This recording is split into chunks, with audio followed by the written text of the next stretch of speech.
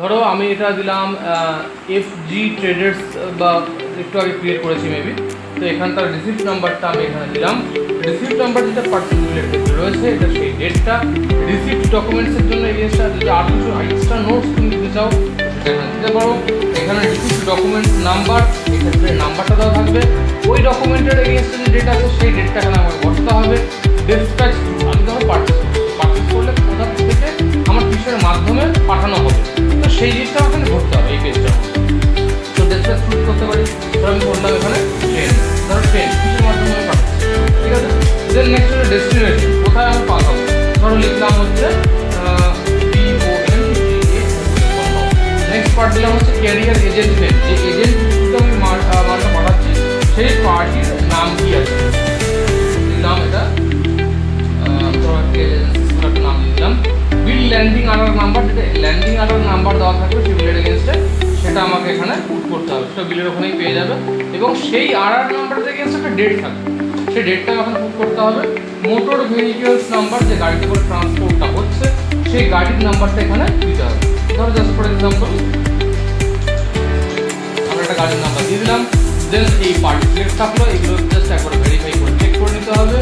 Next আমার পার্টে যেটা আসছে সেটা হচ্ছে পারচেস লেজার। দেখো এখানে আমার অলরেডি সার্টিফিকেট করা আছে, পারচেস লেজার করলাম। এবার কোন আইটেম আমি পারচেস করছি সেই আইটেমটা এখানে আমাকে ঠিক করতে হবে।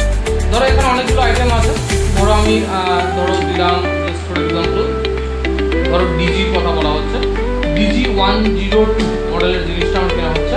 যে জিনিসটা কেনা হচ্ছে আমার এত টাকা করে রেট আছে, ঠিক আছে, এই টাকাটা রেট আছে, এন্টার মারলাম।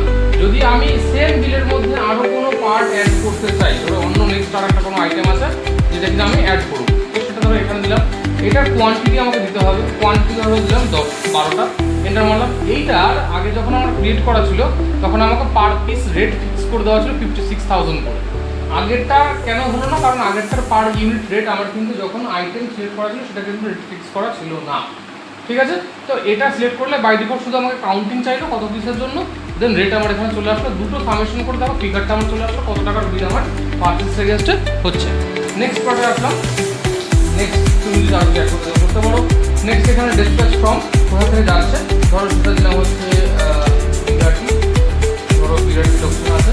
নেক্সট পার্টে দিলাম কোন জায়গা টু কোথায় যাচ্ছে সেই লোকেশনগুলো দেওয়া থাকলো, কিসের মাধ্যমে যাচ্ছে। নেক্সট ফিগার এখানে দেওয়া থাকলো, রেফারেন্স নাম্বারটা ক্রিয়েট করা রয়েছে। বিং এখানে অ্যাকশন আসবে,